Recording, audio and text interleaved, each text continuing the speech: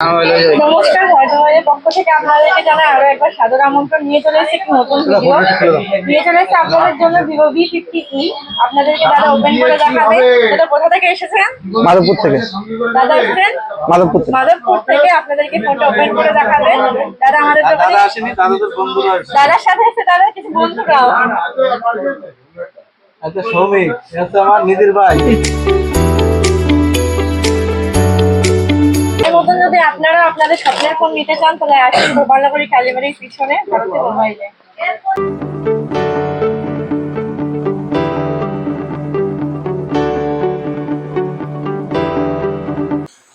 Back সাইডটা একটু দেখাও। পছন্দ হয়েছে? ভালো লাগছে কালারটা?